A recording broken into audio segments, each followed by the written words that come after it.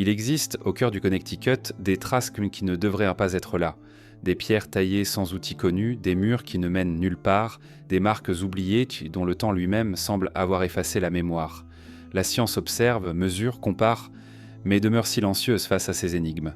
Ces paysages tranquilles cachent un passé qui n'a jamais été raconté ou dont le récit s'est effondré avec les siècles. On dit que chaque forêt, chaque rivière, conserve dans ses plis l'écho d'anciens gestes. Les mystères anciens ne sont pas des histoires closes. Ils respirent encore, invisibles, comme une rumeur dans le vent. Ce que nous allons explorer n'est pas seulement archéologique, c'est une frontière fragile entre le savoir établi et l'ombre du non-expliqué. Dans les collines boisées du Connecticut, certaines pierres s'élèvent comme des témoins silencieux d'un passé que personne ne parvient à dater. Elles se dressent parfois isolées, parfois en amas, parfois enchâssées, dans la terre, comme si une main inconnue avait voulu leur donner une place précise. Ce qui intrigue, ce n'est pas seulement leur présence, mais la manière dont elles semblent taillées, ajustées, déplacées. L'érosion naturelle ne suffit pas à expliquer ces formes anguleuses, ces surfaces polies, ces lignes qui rappellent qu'on a des outils qui n'existèrent pas encore ici lorsque les premiers colons européens posèrent le pied sur ces terres. Les archéologues, des prudents, parlent de coïncidences géologiques, de fractures, d'usogel, de hasards façonnés par le temps.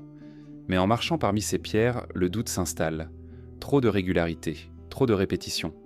Des blocs de plusieurs tonnes reposent sur des supports minuscules, défiant toute logique de stabilité. D'autres présentent des entailles droites, comme si une lame de métal les avait entamées, des siècles avant que l'usage du fer ne soit introduit en Amérique du Nord. Au sommet d'une crête, une pierre massive repose sur deux autres, formant une table grossière. Les habitants la surnomment parfois « l'autel », et nul ne sait qui aurait pu l'ériger. Les légendes murmurent qu'il s'agissait d'un lieu de rite, mais aucun texte, aucun témoignage ancien ne le confirme. Pourtant, face à cet agencement, il est difficile d'imaginer qu'il soit le fruit du hasard.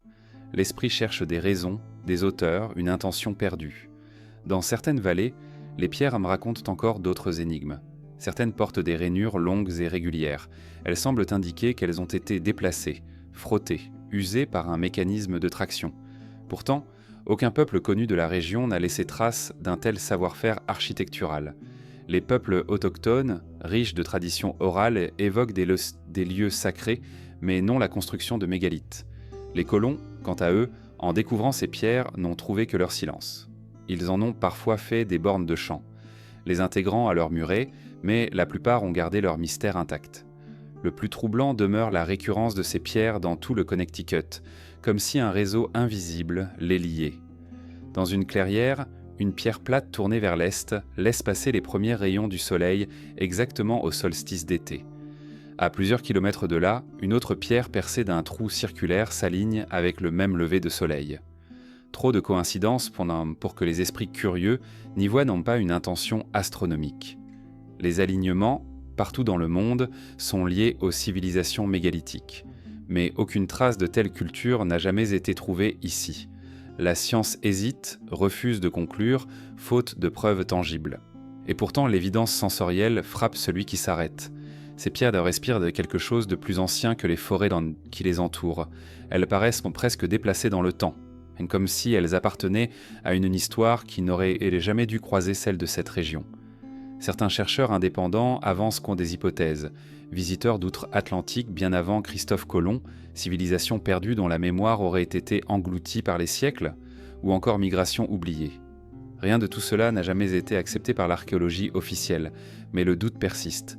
Le poids du mystère repose dans le silence des pierres. Elles n'offrent pas de hiéroglyphes, pas de fresques, pas de récits, juste leur présence muette. Mais c'est parfois dans le mutisme que se cache la plus grande force.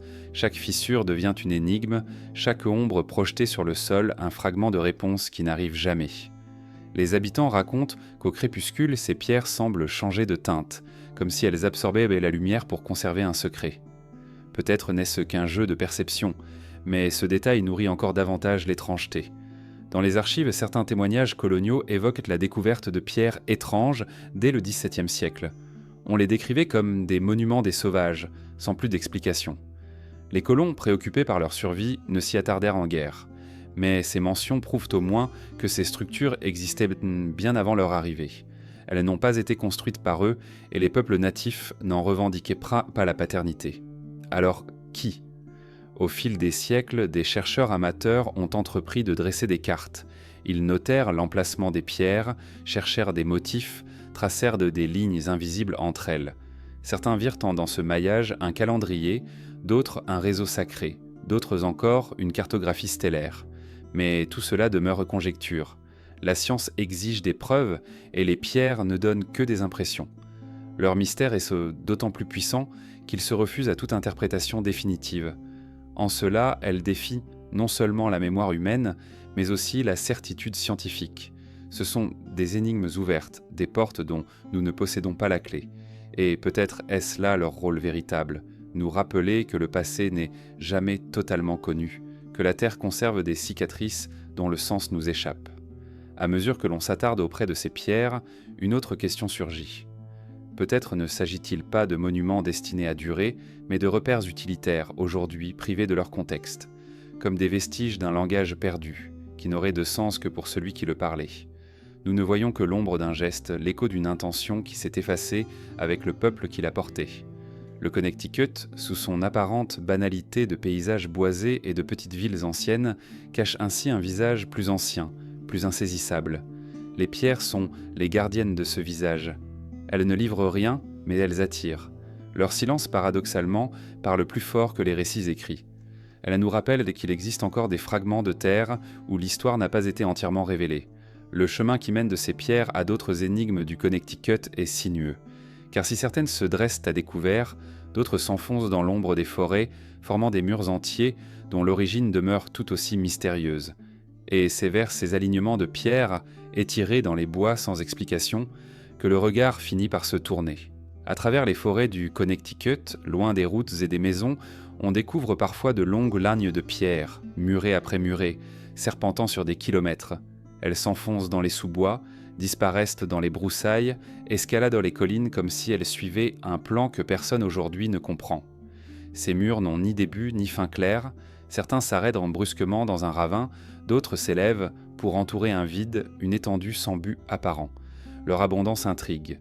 On estime qu'il existe des milliers de kilomètres de ces murs, bien plus que ce qui aurait été nécessaire pour de simples délimitations agricoles. Certes, les colons européens ont érigé des murs de pierres sèches pour marquer les champs, protéger les pâturages ou séparer les propriétés. Mais leur facture se distingue souvent, régulière, fonctionnelle, directement liée aux fermes voisines. Les murs mystérieux du Connecticut, eux, ne suivent pas ces logiques. Ils traversent des terrains sans trace d'habitation, se déploient dans des forêts profondes où l'agriculture n'a jamais prospéré. Leur aspect diffère aussi. Pierres massives, blocs parfois énormes, empilés avec un soin qui dépasse l'utilité pratique. Le plus troublant est leur datation. Certains archéologues pensent qu'ils pourraient non dater de la période coloniale, bâtis par les premiers habitants pour débarrasser les champs des pierres. Pourtant, des sections paraissent bien plus anciennes, couvertes de mousses épaisses, profondément intégrées dans le sol, parfois enfouies sous de grands arbres dont les racines ont épousé les pierres au fil des siècles. La chronologie devient floue. Comment certains murs pourraient-ils avoir été construits après l'arrivée des colons alors que la forêt primaire n'a jamais été défrichée autour d'eux ? Les peuples amérindiens de la région n'ont pas laissé de récits clairs concernant ces constructions. Leur tradition orale évoque des lieux sacrés, des alignements de pierres, mais rarement des murs s'étendant sur de telles distances. Certains chercheurs pensent pourtant qu'il s'agit d'ouvrages rituels, érigés non pour séparer ou protéger, mais pour marquer le paysage. Les pierres, selon cette hypothèse, auraient été disposées pour tracer des chemins spirituels, des lignes de pouvoir, reliant des sites sacrés entre eux. Dans ce cas, les murs ne seraient pas des obstacles, mais des ponts invisibles entre le monde des vivants et celui des esprits. En parcourant ces murs, une étrange sensation s'impose. Ils ne semblent pas faits pour contenir quoi que ce soit. Pas de bétail enfermé, pas de champs définis. Ils traversent des marécages, escaladent sur des pentes abruptes où aucune culture n'aurait pu croître. Leur fonction échappe aux catégories connues. Cela leur donne un caractère presque poétique. Des œuvres de pierre qui paraissent dialoguer avec le relief plutôt que de le dominer. Certains segments sont construits de manière encore plus intrigante. On y trouve des empilements complexes avec de larges pierres posées en équilibre sur de plus petites. Ces structures se rappellent d'équerres, mais intégrées dans un mur, comme si chaque section portait une intention symbolique. Par endroits, des pierres dressées verticalement semblent ponctuer le tracé, comme des balises. Ces marqueurs verticaux donnent au mur une allure de procession figée, comme si le paysage avait été transformé en un texte à déchiffrer. Les théories se multiplient. Pour les uns, ces murs seraient les restes d'une civilisation inconnue, installée bien avant l'arrivée des colons, peut-être contemporaine des bâtisseurs de monuments mégalithiques en Europe. Pour d'autres, il s'agirait d'œuvres rituelles amérindiennes, dont le sens s'est perdu après la colonisation. Une troisième hypothèse, plus pragmatique, défend que tout cela est le fruit des colons, mais amplifié par des siècles de transformation naturelle. La forêt aurait regagné les terres agricoles abandonnées, effaçant le contexte et donnant à ces murs une allure énigmatique. Pourtant, même cette explication ne satisfait pas toujours. Pourquoi autant de murs dans des lieux inadaptés à la culture ? Les cartes anciennes révèlent parfois des indices. Au XVIIIe siècle, certains relevés mentionnent déjà des alignements de pierres considérés comme étranges. Des colons écrivaient qu'ils les avaient retrouvés à leur arrivée, déjà couverts de mousse. D'autres témoignages du XIXe siècle décrivent des murs traversant des forêts vierges, sans traces de fermes ni de villages. Ces descriptions renforcent l'impression d'un héritage plus ancien, mais sans jamais apporter de certitude. Les murs ne sont pas silencieux uniquement dans leur origine. Ils semblent posséder une résonance particulière avec le paysage. Lorsqu'on marche à leur côté, on remarque parfois qu'ils suivent des cours d'eau, épousent des lignes de crête ou se dirigent vers des affleurements rocheux singuliers. C'est comme si le relief lui-même avait dicté leur tracé, comme si la nature avait été interprétée comme un langage à prolonger en pierre. Cela rappelle certaines traditions spirituelles où le monde visible est lu comme une carte des forces invisibles. À la tombée du jour, ces murs se fondent dans les ombres de la forêt. Leurs lignes irrégulières deviennent presque invisibles, se confondant avec les troncs et les branches. Mais au lever du soleil, ils réapparaissent conçus comme des cicatrices anciennes, sillon après sillon, rappelant que le sol garde la mémoire de gestes que nous avons oubliés. Le contraste entre leur banalité apparente et leur mystère profond crée un sentiment d'inquiétante étrangeté. Ce sont de simples pierres empilées, et pourtant elles semblent dire autre chose, comme un murmure qui échappe à notre langage. Les scientifiques qui se sont penchés sur ces murs hésitent à conclure. Faute d'artefacts associés, il est impossible de dater précisément leur origine. Les analyses d'ottices de lichens, d'arbres environnants, de couches de sol donnent des indices, mais rien de définitif. Alors la question reste suspendue. Qui a voulu dresser ces murs et pourquoi ? Leur présence se dérobe à toute explication unique, comme si elle était faite pour nourrir le doute. Peut-être que la clé se trouve dans la répétition. Leur ubiquité, leur nombre démesuré, suggèrent une intention collective, durable, transmise de génération en génération. Ce ne sont pas les caprices isolés d'un individu, mais l'œuvre d'une mémoire partagée dont nous n'avons plus l'accès. Les murs deviennent alors des archives muettes, des phrases de pierre dont nous avons perdu l'alphabet. Lorsque l'on s'éloigne, la forêt recouvre tout. Les oiseaux reprennent leur chant, les branches se balancent doucement et les murs disparaissent dans le feuillage comme s'ils n'avaient jamais existé. Mais dans l'esprit de celui qui les a suivis, l'étrangeté persiste. Car si les pierres isolées peuvent être des accidents de la nature, ces lignes entières, construites avec persévérance, défient l'idée du hasard. Et dans cette étrangeté, une nouvelle énigme émerge. Car si les murs tracent des chemins dans la forêt, certaines pierres dressées, isolées, se regroupent parfois pour former des structures plus singulières encore, des dolmens, des tables de pierre, qui semblent appartenir à une mémoire encore plus reculée.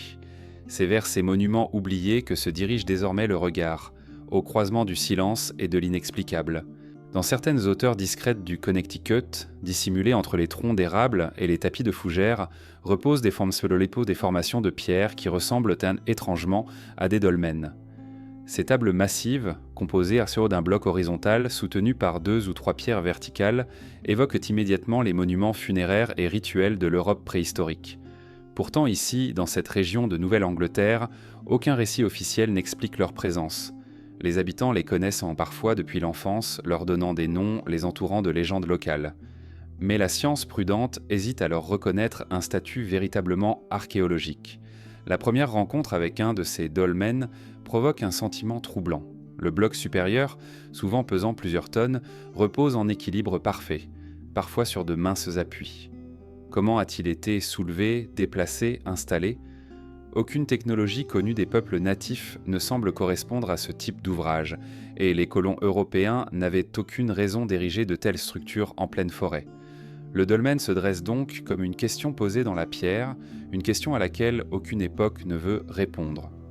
Certains de ces dolmens se trouvent encerclés dans des clairières naturelles. Ils semblent orientés avec une précision étonnante, vers le soleil, le vent lors des solstices, ou vers certaines étoiles visibles aux équinoxes. Cette orientation suggère une intention, une connaissance du ciel et des cycles, semblable à celle que l'on retrouve dans d'autres civilisations anciennes. Mais là encore, aucune culture connue de cette région n'a laissé de traces d'une telle science astronomique monumentale. La dissonance frappe. Des peuples vivent ici, mais ces pierres semblent raconter une autre histoire. Les récits autochtones parlent de lieux habités par des esprits, de collines sacrées, où le monde visible et l'invisible se rejoignent.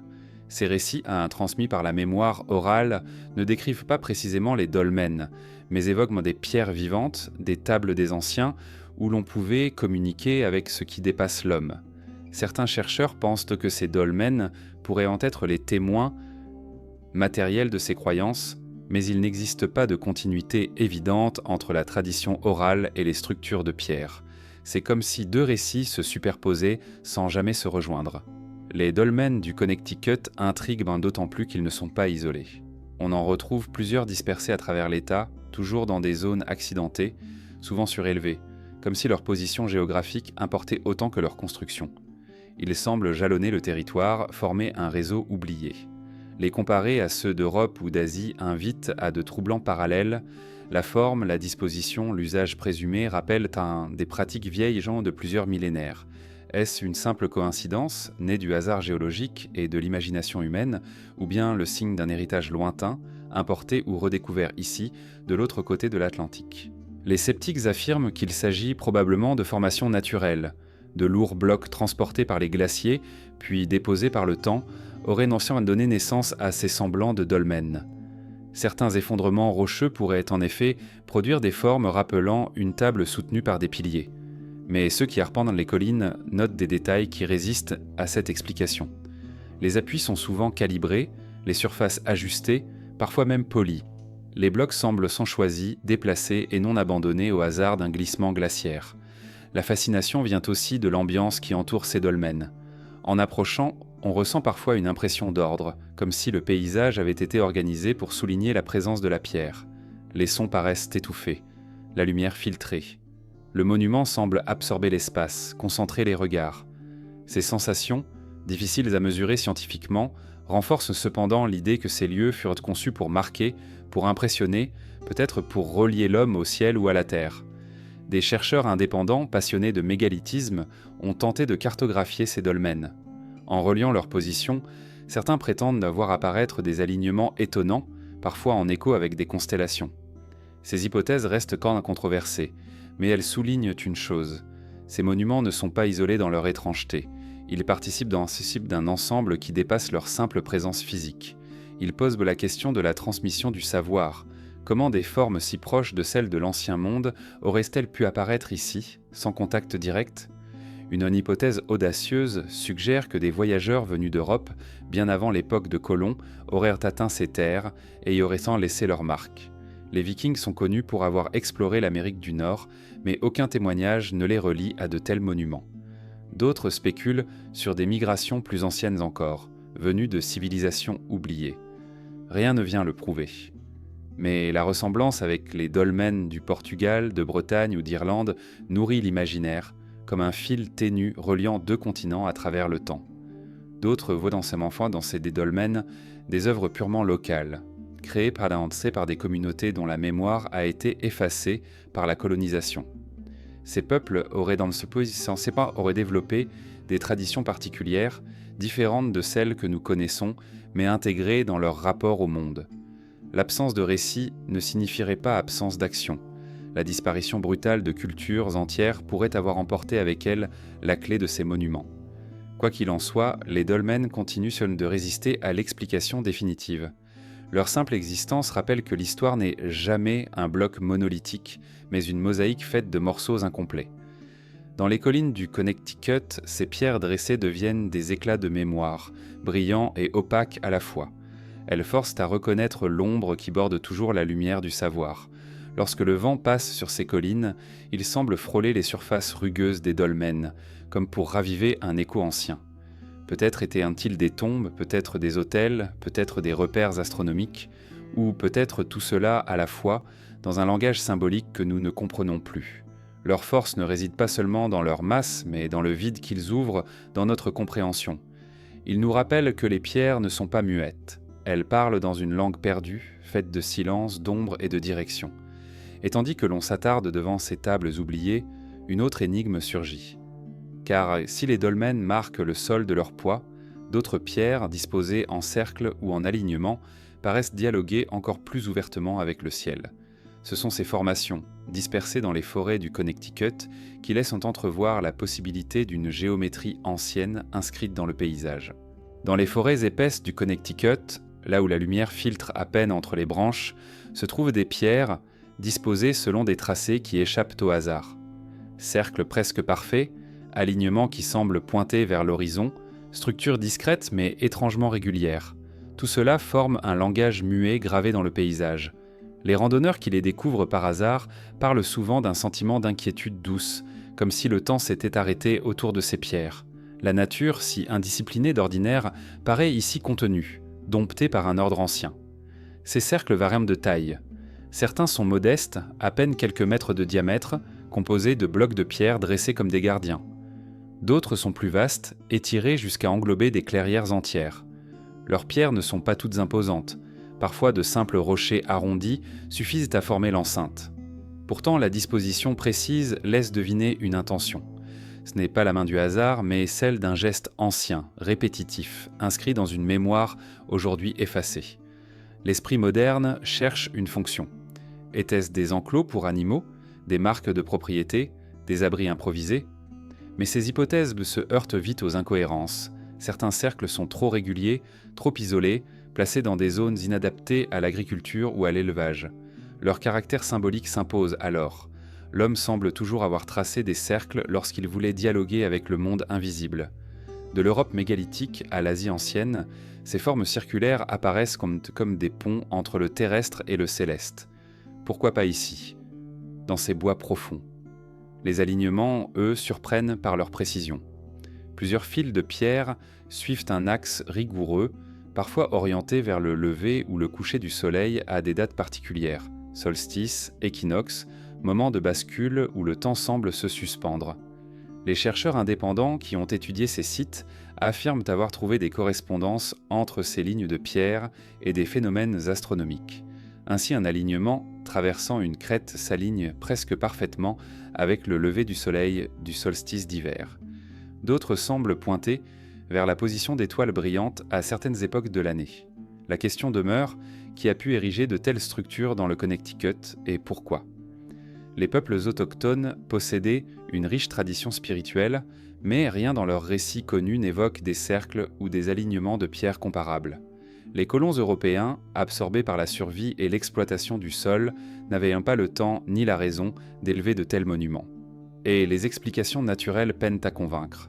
Si les glaciers ont pu déplacer et déposer des blocs, ils n'auraient pas créé des cercles précis ni des lignes droites répétées. Ces formations rappellent étrangement celles de Stonehenge ou de Karnak, à une échelle plus modeste. Elles semblent participer d'une même logique universelle, inscrire le ciel dans la terre, graver dans la pierre le passage du temps. L'hypothèse la plus fascinante est que les bâtisseurs de ces cercles connaissaient tant les cycles célestes et cherchaient à les représenter, ou même à les maîtriser. Cela impliquerait une connaissance astronomique bien plus avancée que ce que l'on attribue aux peuples connus de la région. Pourtant, malgré cette hypothèse séduisante, aucune preuve archéologique ne vient l'étayer. Aucun outil, aucun artefact, aucune trace humaine directe n'accompagne ces pierres. Elles sont seules, anonymes, livrées au doute. Leur pouvoir vient précisément de cette absence. Elles obligent à contempler le vide qu'elles ouvrent dans notre compréhension. Les traditions locales, elles, comblent ce vide par des récits. Dans certaines communautés, on raconte que ces cercles étaient des lieux de rassemblement pour invoquer la fertilité des terres. D'autres affirment qu'ils étaient liés à des rites funéraires destinés à guider les âmes vers le ciel. Dans certains cas, des histoires plus sombres apparaissent. Les cercles seraient des lieux interdits, habités par des esprits qui errent encore dans la forêt. La diversité de ces légendes souligne à quel point ces formations frappent l'imagination. Les alignements, eux, suscitent une autre forme de fascination. En les suivant, on a parfois l'impression de parcourir un chemin invisible, tracé il y a des siècles pour relier des lieux sacrés. Ils ressemblent à des lignes d'énergie, une cartographie souterraine que la pierre aurait révélée. Certains chercheurs parlent de ley line, ces lignes hypothétiques reliant des monuments anciens à travers le monde. Le Connecticut pourrait ainsi faire partie d'un réseau global de lieux marqués par la pierre et par le ciel. Mais plus on avance dans ces hypothèses, plus le mystère s'épaissit. Car même si ces alignements renvoient à des phénomènes astronomiques, pourquoi avoir choisi de les graver ici, dans une région qui n'a laissé aucune autre trace monumentale comparable? Pourquoi tant d'efforts pour des structures qui ne semblent pas avoir de fonction utilitaire? Les cercles et alignements du Connecticut interrogent aussi notre perception du temps. Leur état actuel, partiellement effondré, recouvert de mousse et de racines, donne l'impression qu'ils appartiennent à un passé incommensurable, bien antérieur aux récits écrits. Pourtant, il est possible qu'ils soient le plus récents, érigés par des communautés dont la mémoire a été effacée. La difficulté était de trancher. Sans datation précise, chaque hypothèse reste suspendue. Parmi les collines et les vallées du Kanawha du Connecticut, certaines pierres ne se contentent pas d'être dressées ou alignées. Elles portent des marques gravées à même leur surface.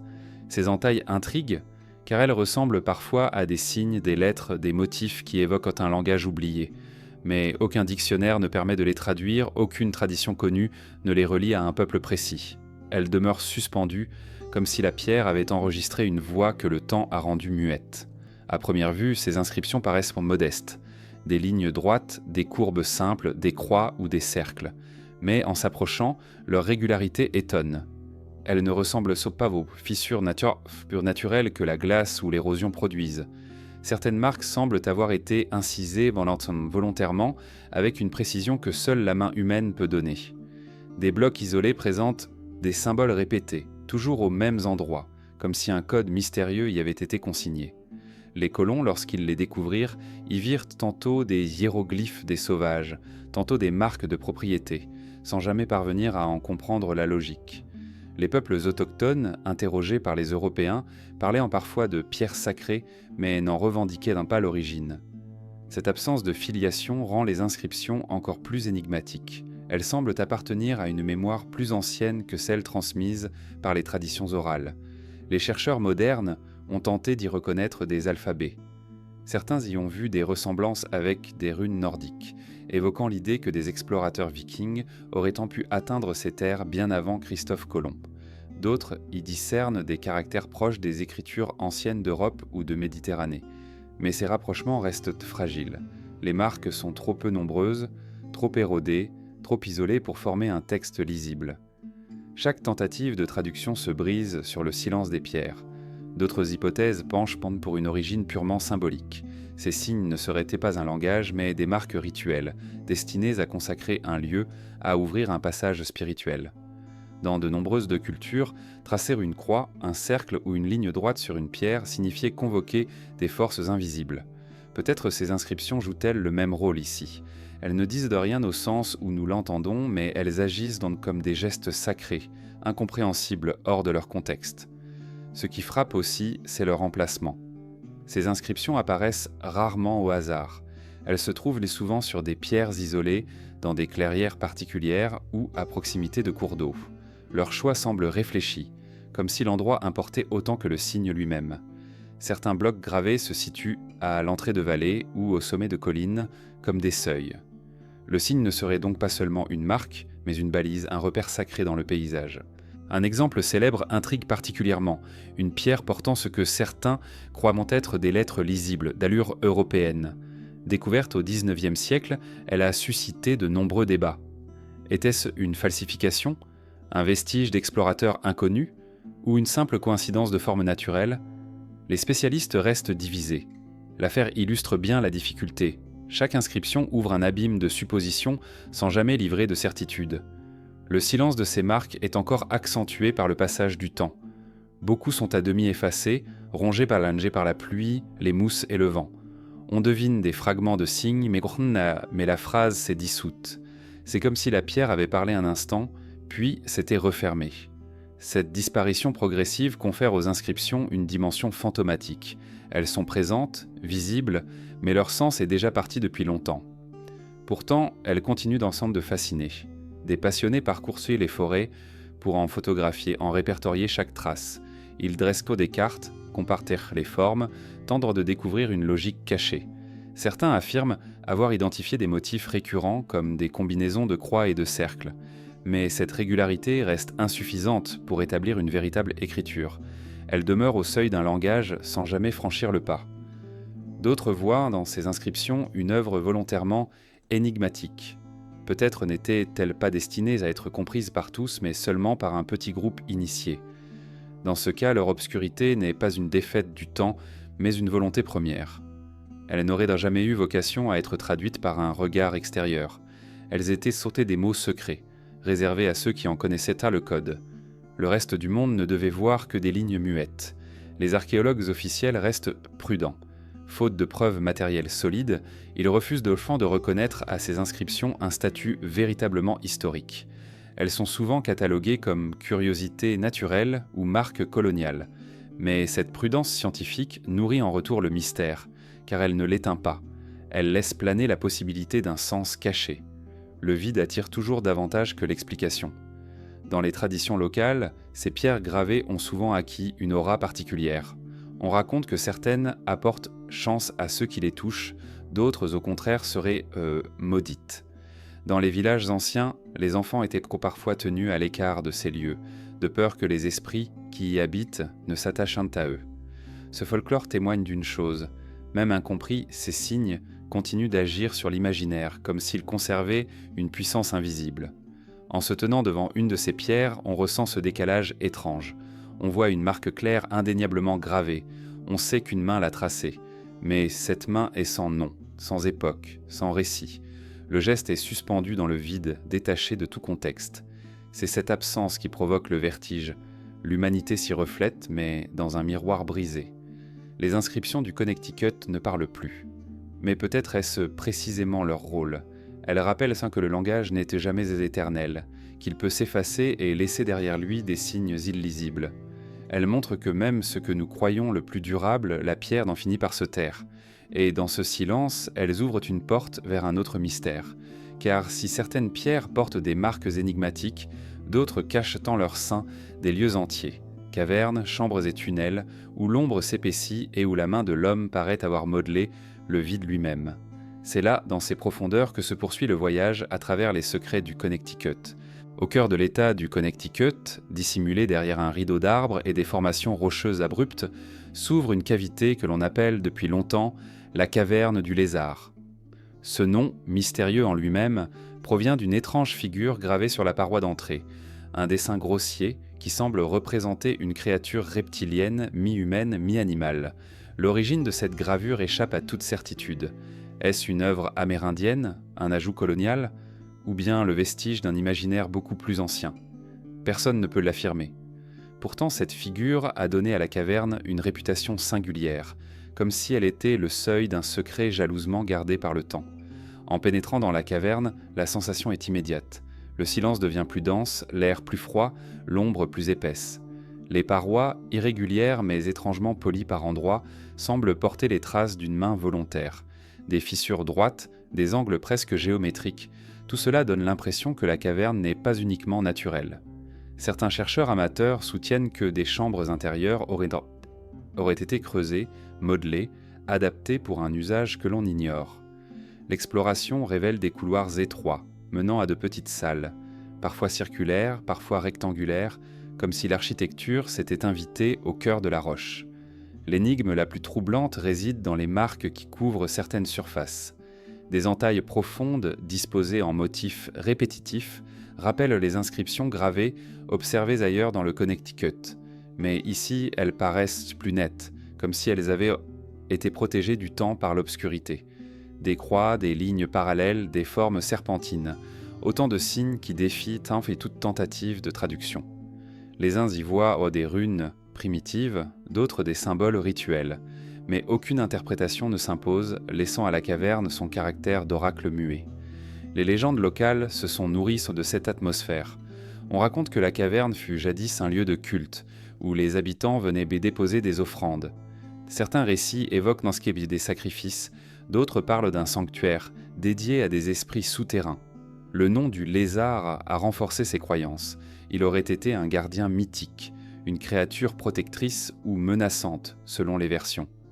Pour certains, il s'agissait d'un totem lié au monde animal. Pour d'autres, d'un être venu d'ailleurs, inscrit dans la pierre pour marquer une présence étrangère. Les explorateurs modernes, quant à eux, s'étonnent surtout de la disposition interne. Les chambres semblent reliées par des axes qui ne paraissent pas totalement aléatoires. L'une d'elles, orientée vers l'est, laisse passer la lumière du soleil levant quelques jours par an lors des équinoxes. Cette précision alimente l'hypothèse d'un usage astronomique. La caverne aurait pu servir de calendrier souterrain, permettant d'observer la course du soleil et de rythmer des cérémonies saisonnières. Ce rôle, déjà observé dans d'autres cultures anciennes, pourrait expliquer le soin avec lequel certains passages ont été modelés. Mais si tel est le cas, qui a bâti un tel sanctuaire ? Les peuples autochtones, bien qu'intimement liés à la nature et au cycle, n'ont pas laissé de tradition architecturale comparable dans la région. Les colons, pour leur part, n'avaient aucune raison de construire un tel lieu souterrain, et encore moins d'y graver des symboles énigmatiques. La caverne semble donc appartenir à un autre récit détaché des chronologies officielles, comme un fragment arraché d'une histoire qui ne nous est pas parvenue. À l'intérieur, certains visiteurs affirment avoir perçu des phénomènes étranges, des échos inhabituels amplifiant les sons comme si la roche elle-même participait à une sorte de chant. D'autres parlent d'une impression de vertige, comme si l'espace, malgré ses dimensions modestes, se dilatait. Ces sensations peuvent être expliquées par l'acoustique particulière et l'obscurité totale, mais elles contribuent à nourrir le caractère sacré du lieu. La caverne ne se contente pas d'être observée, elle agit sur celui qui la visite. Il existe aussi des récits de plus sombres. Certains affirment que des silhouettes ont été aperçues près de l'entrée, que des voix chuchotées se faisant entendre au plus profond. Des rumeurs évoquent des disparitions, des animaux retrouvés morts non loin, des phénomènes inexpliqués. Bien que ces histoires relèvent probablement du folklore, elles renforcent l'aura inquiétante de la caverne. L'imagination humaine, face à l'inconnu, tisse toujours des fantômes. Les rares fouilles entreprises n'ont pas apporté de réponse claire. Quelques fragments de charbon, des ossements d'animaux, mais rien qui permette de dater ou de comprendre l'usage exact du lieu. Les archéologues officiels restent imprudents, classant la caverne parmi les curiosités naturelles amplifiées par l'imaginaire populaire. Mais cette prudence ne dissipe pas le mystère, elle l'accentue. Car si tout cela n'est qu'un hasard géologique, comment expliquer la gravure du lézard, les marques régulières, les orientations solaires ? La caverne du lézard se dresse ainsi comme un paradoxe. Elle est à la fois un espace concret, mesurable, et une énigme qui échappe à toute mesure. Elle incarne la frontière entre nature et culture, entre hasard et intention, entre science et mythe. Sa simple existence rappelle que l'histoire d'un lieu n'est jamais totalement lisible. Il y a toujours une zone d'ombre, une couche invisible, qui défie les récits officiels.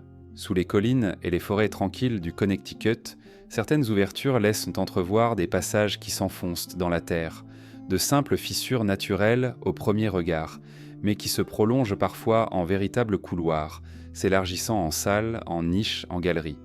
Ces tunnels et chambres souterraines ont suscité depuis des générations fascination et inquiétude.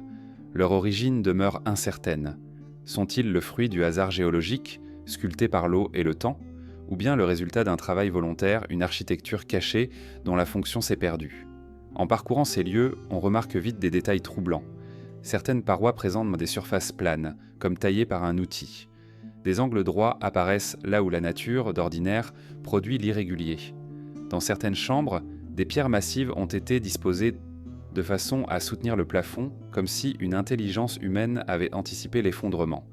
Ces indices Kunshan suggèrent une main organisatrice. Un savoir-faire enfoui sous le silence des siècles. Les habitants qui connaissent ces souterrains parlent d'un réseau plus vaste qu'il n'y paraît. Certains tunnels semblent relier entre elles des collines éloignées, ou déboucher sur des sources d'eau. Dans certains cas, des ouvertures s'alignent avec des repères célestes. À certaines dates précises, la lumière du soleil pénètre jusqu'au fond, illuminant des parois particulières. Cela alimente l'idée d'une fonction astronomique ou rituelle.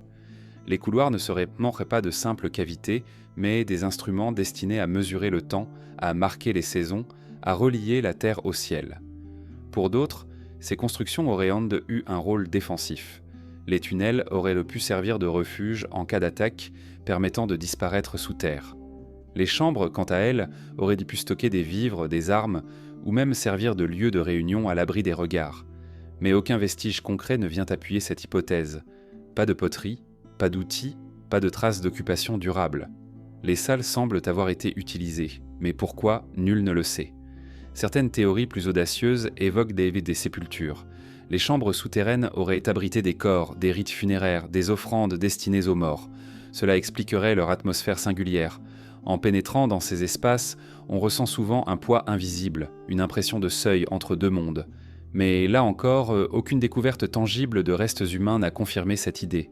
Les légendes amérindiennes évoquent parfois des gens souterrains, des esprits ou des ancêtres vivant sous la terre. Ces récits, transmis oralement, parlent de passages menant vers un autre monde, habité par des créatures puissantes. Peut-être que les tunnels du Connecticut furent interprétés à travers ce prisme spirituel.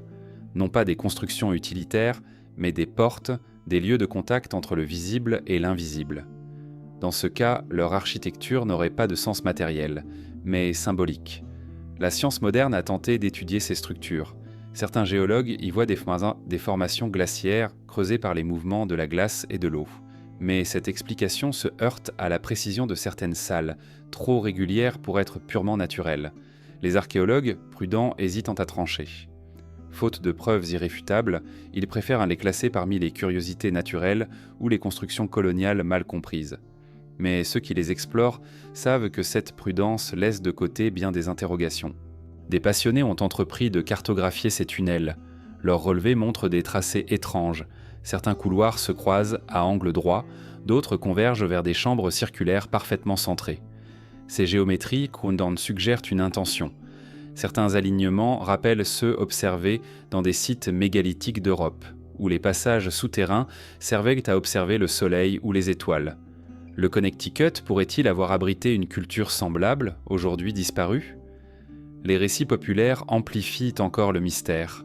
On raconte que certains tunnels sont sans fin, qu'ils s'étirent bien au-delà de ce qui a été exploré, comme un labyrinthe enfoui sous l'État tout entier.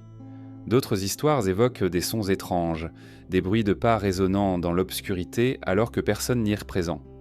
Ces légendes, qu'elles soient vraies ou non, témoignent de l'impact profond de ces lieux sur l'imagination collective. Visiter une chambre souterraine du Connecticut, c'est entrer dans une autre temporalité. L'air est lourd, chargé d'humidité, mais aussi d'un silence particulier, presque palpable. Les parois sombres semblent absorber les sons, comme si elles voulaient retenir chaque mot. On avance à tâtons, chaque pas résonne et renvoie l'écho de sa propre solitude. Dans ces conditions, l'esprit s'ouvre à des impressions inhabituelles. On se surprend à penser que les pierres observent, qu'elles gardent un secret, qu'elles sont les témoins d'un usage oublié. Des découvertes ponctuelles viennent à en nourrir l'incertitude. Dans une chambre, des fragments de charbon furent retrouvés, attestant qu'un feu y avait brûlé. Dans une autre, des pierres disposées en cercle rappellent un autel. Mais aucun ensemble cohérent ne permet de conclure. Chaque indice est isolé, fragmentaire, comme une pièce d'un puzzle dont le reste aurait disparu. L'absence d'explication renforce la dimension poétique de ces lieux. Les tunnels deviennent partant des métaphores, sans passage entre l'inconnu et le connu, entre la lumière et l'ombre. Les chambres, quant à elles, ressemblent à des matrices, des ventres de pierre où le temps se suspend. Elles nous rappellent que la Terre n'est pas seulement une surface, mais un volume plein de secrets enfouis. Les cultures anciennes, partout dans le monde, ont creusé la terre pour y inscrire leur rapport au sacré. Tombes, sanctuaires, grottes ornées, le sous-sol fut toujours le lieu du mystère, de l'intime, du passage. Peut-être que les tunnels du Connecticut s'inscrivent dans cette même logique universelle. Peut-être qu'ils témoignent d'une tradition oubliée qui voyait dans la profondeur de la terre une porte vers l'invisible. Quoi qu'il en soit, leur présence ne cesse de hanter l'imaginaire. En sortant de ces galeries, on ressent à la fois un soulagement et une nostalgie. Le jour paraît plus clair, mais l'esprit reste habité par l'ombre. Les tunnels n'ont rien révélé, mais ils ont ouvert une question plus vaste encore, celle des vestiges précoloniaux disséminés dans tout le Connecticut, qui ne semblent appartenir à aucun peuple identifié. À travers les vallées boisées tuquées du Connecticut, parmi les racines épaisses et les pierres couvertes de mousse, surgissent parfois des structures qui précèdent toute mémoire écrite. Ces vestiges, qu'aucune archive n'explique, n'appartiennent ni aux colons venus d'Europe au XVIIe siècle, ni clairement aux nations autochtones qui vivaient ici depuis des millénaires. Ils sont là comme des fragments d'un monde oublié, privé de paternité. Et c'est peut-être ce vide, plus encore que leur forme, qui trouble ceux qui les découvrent. Les exemples sont nombreux, mais rarement catalogués officiellement. Des murs s'interrompant dans le vide, des fondations grossières, des amas de pierres disposés avec trop de régularité pour être naturels. Dans certaines clairières, des monticules de terre et de roches ressemblent à des tumulus funéraires, mais aucune fouille n'a révélé de sépulture. Ailleurs, des terrasses artificielles s'étagent sur les pentes, évoquant un usage agricole ou rituel. Pourtant, rien ne correspond aux techniques connues des colons, et les peuples natifs n'ont laissé aucun témoignage d'une telle pratique architecturale. Le problème majeur pour les archéologues est l'absence de datation claire. Ces vestiges se trouvent souvent dans des zones isolées, difficiles d'accès, où l'érosion et la végétation ont effacé tout contexte. Pas de poterie, pas d'outils, pas de traces de feu ou de charbon permettant une analyse au carbone 14. Ce sont des ruines muettes, réduites à leur seule forme, privées d'indices matériels. C'est précisément cette nudité qui leur confère un caractère spectral. Elles sont visibles, tangibles, mais inclassables. Certains chercheurs indépendants parlent d'une culture fantôme du Connecticut. Une civilisation locale, aujourd'hui disparue, aurait pu ériger ces structures bien avant l'arrivée des colons et même avant que la mémoire des nations autochtones ne les conserve. Une hypothèse audacieuse mais qui trouve des échos dans d'autres régions d'Amérique. Au Midwest, par exemple, les monticules des Mound Builders ont longtemps été attribués à un peuple inconnu avant d'être reliés aux ancêtres des peuples amérindiens. Le Connecticut cacherait-il, lui aussi, les traces d'une culture dont le souvenir s'est effacé trop tôt ? Les vestiges précoloniaux fascinent d'autant plus qu'ils paraissent parfois s'organiser en réseau. En reliant sur une carte les sites connus, certains voient apparaître des motifs, alignement, géométrie, symétrie d'arc-pie troublante. Des cercles de pierre se trouvent à proximité de murs sans fonction, eux-mêmes reliés à des tertres. Cette répétition suggère un projet global, un ordre imposé au paysage. Mais faute d'éléments concrets, ce réseau n'est qu'une impression, un dessin esquissé par la curiosité. Le folklore local, lui, a tenté de combler le silence. Des histoires parlent de géants qui auraient bâti ces structures avant de disparaître. D'autres évoquent au coin des voyageurs venus de l'autre côté de l'océan, longtemps avant Colomb, qui auraient laissé derrière eux ces traces matérielles. Ces récits, impossibles à vérifier, révèlent surtout le besoin humain d'attribuer une origine, d'ancrer le mystère dans un récit, car l'absence d'explication est plus difficile à supporter que la légende. Les peuples natifs eux-mêmes abordaient parfois ces vestiges avec distance. Certains lieux étaient considérés comme sacrés, mais non revendiqués comme hérités. Ils parlaient de pierres anciennes, faites par d'autres, sans jamais préciser qui. Cette ambiguïté alimente l'idée que ces peuples connaissaient déjà, avant l'arrivée des colons, l'existence de monuments dont ils ignoraient l'origine. L'inconnu n'est donc pas né de la colonisation. Il existait déjà dans la mémoire autochtone, comme une ombre au fond de la forêt. L'aspect le plus troublant reste peut-être la qualité de certains assemblages. Dans des sites isolés, de grandes pierres sont posées avec une stabilité qui défie le temps. Certaines présentent des surfaces planes, des angles ajustés, des équilibres improbables. Tout cela suggère une technique, une intention, un savoir-faire. Mais à qui l'attribuer ? Les colons n'avaient ni le besoin ni le temps de bâtir de telles structures dans des zones désertes. Les peuples autochtones, tels que nous les connaissons par leur tradition, privilégiaient le bois, l'os, la terre, mais rarement la pierre pour l'architecture.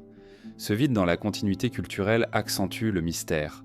Certains chercheurs ont proposé une explication radicale. Ces vestiges seraient bien plus anciens qu'on ne le croit, peut-être antérieurs à la dernière glaciation. Les glaciers auraient partiellement détruit, recouvert ou déplacé ces structures. Ce qui reste visible ne serait que des fragments, les survivances d'un monde très reculé dont il ne reste aucune trace humaine directe. Cette hypothèse, séduisante mais spéculative, ouvrirait le Connecticut vers une préhistoire inconnue, une époque dont l'archéologie n'a conservé que des pierres dispersées. En se tenant devant l'un de ces vestiges, on ressent cette incertitude de plein fouet. La pierre est bien là, palpable, réelle, mais tout ce qui devrait l'accompagner, récit, outils, datation, manque. L'objet devient une énigme pure, un fragment de passé détaché de tout contexte. Et cette absence parle presque plus fort que la présence elle-même. Elle rappelle que l'histoire que nous croyons continue est faite de ruptures, de pertes, d'oubli. Pour certains passionnés, cette absence est une invitation. Ils voient dans ces vestiges une chance de repenser l'histoire, d'oser envisager des scénarios alternatifs.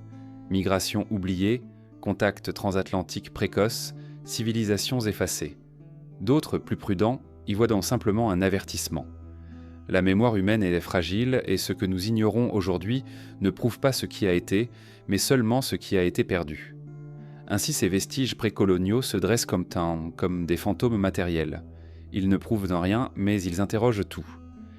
Ils rappellent que l'Amérique, loin d'être une terre vierge avant l'arrivée des colons, portait déjà des couches d'histoire effacées.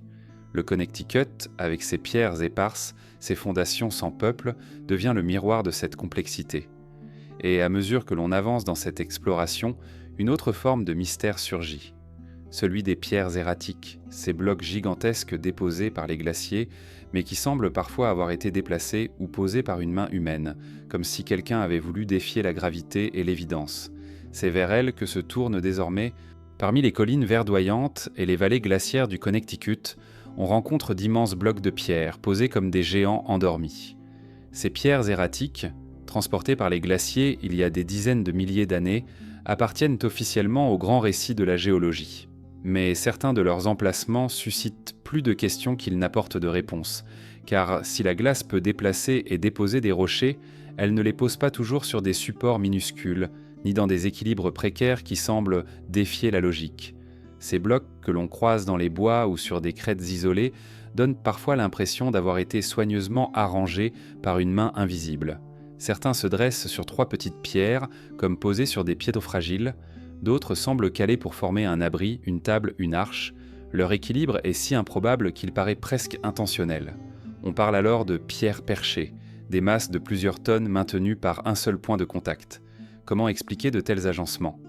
Le hasard géologique est l'explication la plus simple, mais face à la répétition de ces phénomènes dans la région, le doute s'installe. Les populations locales ont toujours perçu ces pierres avec un mélange de crainte et de respect. Les légendes amérindiennes les décrivaient comme des demeures d'esprit, ou comme des marqueurs laissés par des forces supérieures.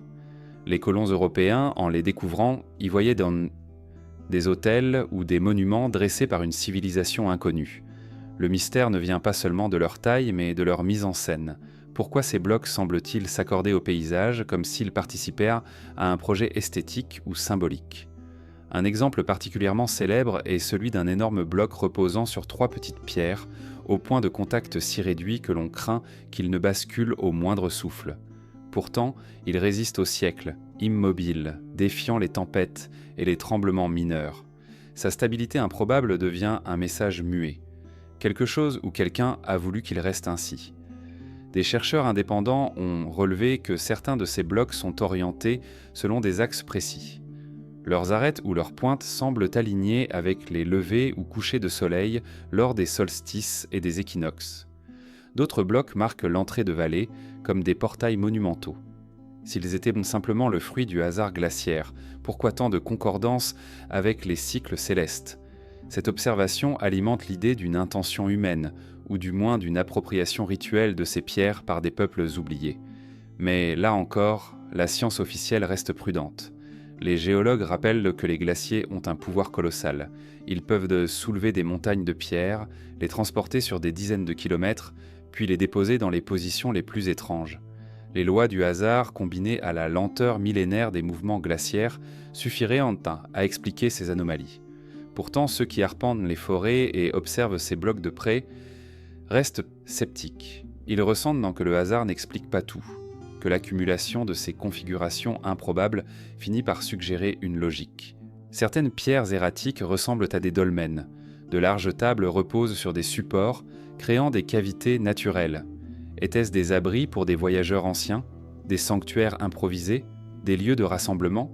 Les hypothèses abondent. Dans certaines cavités, on a retrouvé des fragments de charbon, preuve que des feux y ont brûlé. Mais cela ne dit pas si les hommes ont construit ces abris ou simplement utilisé des structures offertes par la nature. Ce qui renforce le mystère, ce sont les correspondances avec d'autres régions du monde. En Europe, en Asie, en Afrique, on retrouve des pierres perchées, des blocs immenses disposés dans des équilibres improbables. Là-bas, on les attribue souvent à des cultes anciens, à des peuples préhistoriques qui les ont déplacés et dressés comme monuments. Le parallèle avec le Connecticut est troublant. La ressemblance est frappante, mais aucune preuve ne relie ces traditions. Faut-il y voir une coïncidence universelle, ou bien la trace d'un savoir partagé, d'un geste répété à travers le monde? Les légendes coloniales évoquent parfois que ces pierres furent posées par des géants ou des hommes anciens. Ces récits, hérités de la fascination pour l'inexplicable, traduisent un sentiment partagé. Face à l'improbable, l'esprit humain cherche toujours une cause extraordinaire. Certains ont même avancé des hypothèses plus audacieuses, parlant de voyageurs venus d'autres continents ou d'une civilisation oubliée qui aurait maîtrisé l'art de déplacer ces masses. Mais aucun outil, aucune trace technique n'accompagne ces blocs. Ils restent seuls, silencieux, comme s'ils étaient tous les témoins muets d'un acte dont toute mémoire a disparu. L'expérience de se tenir devant l'un de ces blocs est saisissante. Leur taille impressionne, mais c'est surtout leur équilibre qui trouble. On a l'impression que la pierre flotte suspendue au-dessus du sol, comme si elle défiait la gravité. Le simple fait qu'elle tienne encore après des siècles, peut-être des millénaires, renforce cette impression d'invulnérabilité. C'est un paradoxe, une masse colossale, fragile en apparence mais inébranlable dans le temps. Ces pierres nourrissant aussi un sentiment d'étrangeté temporelle. On sait qu'elles datent de la dernière glaciation, qu'elles furent déposées il y a environ 12 000 ans, mais leur disposition semble beaucoup plus récente, comme si une intelligence les avait ajustées après coup. Ce décalage brouille la perception.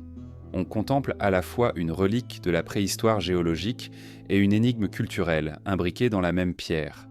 Dans certaines communautés rurales, ces pierres sont encore aujourd'hui des repères. On les utilise comme point de rencontre, comme frontières symboliques, parfois même comme lieu de jeu pour les enfants. Leur fonction change avec le temps, mais leur pouvoir demeure. Elles attirent d'eux les regards, captivent les récits, nourrissent les légendes. Elles sont devenues des personnages à part entière dans le paysage, dotés d'une identité propre. Le plus fascinant reste peut-être ce qu'elles suggèrent, que le Connecticut, loin d'être seulement façonné par la nature, pourrait porter les traces d'une interaction plus ancienne entre l'homme et le monde minéral. Si certaines pierres erratiques sont bien le fruit du hasard, d'autres paraissent appartenir à un projet oublié, une géométrie secrète. Et même si la science préfère ne pas trancher, ces blocs continuent sans de poser leurs questions muettes. À mesure qu'on les contemple, une idée s'impose. Ces pierres, qu'elles soient naturelles ou arrangées, ont marqué la mémoire humaine. Elles sont devenues des repères pour les mythes, des supports pour les légendes, des autels improvisés. Et c'est peut-être dans la parole des peuples natifs, dans leurs récits aussi transmis de génération en génération, que l'on peut chercher une clé. Car au-delà de la science et des théories modernes, les mythes amérindiens du Connecticut portent encore l'écho d'une mémoire effacée, où la pierre était vivante et parlante. Bien avant l'arrivée des colons européens, le territoire du Connecticut était habité par des nations autochtones dont les traditions, transmises oralement, portaient une vision du monde profondément liée à la nature. Les rivières, les collines, les pierres elles-mêmes étaient perçues non pas comme de simples éléments du paysage, mais comme des êtres dotés d'une force, d'une mémoire, parfois d'une voix. Ces mythes, partagés au fil des générations, pourraient le contenir des fragments de réponses aux mystères encore visibles dans les forêts et les collines. Mais la colonisation, en brisant ces cultures, a aussi effacé une grande partie de leur mémoire. Ce qui reste aujourd'hui, ce sont des bribes, des échos, des récits partiels qui résonnent étrangement avec les énigmes des pierres. Les peuples algonquiens, parmi lesquels les Mohegans et les Pequot, habitaient en ces terres. Leur cosmologie voyait le monde comme un tissu où chaque élément avait une place et une signification. La pierre n'était pas inerte, elle gardait la trace du temps. Elle servait de médiateur entre le visible et l'invisible. Dans certains récits, des créatures mythiques se transformaient en rochers après leur mort, laissant des marques éternelles. Ainsi, des blocs étranges ou des alignements pouvaient être interprétés comme les corps figés d'anciens esprits. Ce regard symbolique offrait une lecture différente du paysage où l'étrange devenait sacré. Les légendes parlent aussi de batailles cosmiques entre êtres surnaturels. Dans certaines versions, des pierres furent lancées par des géants, dispersés dans les vallées comme des armes pétrifiées. Ces récits peuvent sembler fabuleux, mais ils offrent une manière d'expliquer les pierres erratiques, les blocs posés dans des équilibres improbables. Là où la science parle de glaciers, les mythes parlent de combats célestes, et ces récits, transmis avec sérieux, portaient en moins sur la description objective que sur le sens spirituel du monde. D'autres mythes évoquent des passages souterrains menant au royaume des esprits. Ces histoires seulement résonnent avec la présence de tunnels et de chambres mystérieuses. Dans ces récits, les ancêtres descendaient sous terre pour communiquer avec des forces invisibles ou pour renaître après un cycle de transformation. Les cavités, dans cette perspective, ne sont pas des énigmes architecturales, mais des portes, des seuils. La caverne du lézard, par exemple, pourrait trouver un écho dans ces traditions. Un lieu où l'animal, symbole de régénération et de mue, garde l'entrée du monde souterrain. Les alignements de pierres, eux, pouvaient être interprétés comme des chemins d'esprit. Certaines légendes racontent que les esprits des ancêtres marchaient encore la nuit, suivant des lignes invisibles dans la forêt. Les pierres, en marquant ces trajets, rendaient bon le passage tangible. On ne construisait pas seulement pour les vivants, mais pour ceux qui avaient quitté le monde. Cette idée confère aux murs mystérieux et aux cercles une profondeur symbolique. Ils étaient peut-être des gestes de mémoire, des hommages aux morts. La colonisation a brutalement interrompu cette continuité. Les guerres, les épidémies, la dépossession des terres ont détruit une grande partie de la culture orale. Beaucoup de récits se sont perdus, d'autres ont été déformés par les missionnaires ou les colons. Ce qui subsiste aujourd'hui n'est qu'une fraction, et c'est peut-être cette perte qui accentue le mystère des pierres. Les clés d'interprétation existaient, mais elles ont été arrachées avec la mémoire des peuples. Ainsi, les pierres sont devenues muettes parce que la voix qui pouvait les lire a été réduite au silence. Pourtant, malgré l'effacement, certains récits nous sont parvenus. Les Mohegans, par exemple, racontaient toute l'histoire d'un serpent géant qui creusa des vallées en se déplaçant sous la terre. Les ravins et les cours d'eau prenaient en sens dans ce récit, mais aussi certaines cavités souterraines. Le serpent, symbole du cycle et de la transformation, reliait les hommes au monde invisible. Ce mythe résonne étrangement avec les tunnels et les chambres dont l'origine demeure incertaine. Les Pequot, eux, parlaient de rochers sacrés servant de lieu de rencontre entre les vivants et les esprits. Certaines pierres, selon eux, écoutaient les prières, transmettant les paroles au monde d'en haut. Cette tradition pourrait expliquer certaines inscriptions mystérieuses, des signes gravés non pour communiquer entre hommes, mais pour inscrire un message dans la pierre à destination des forces invisibles.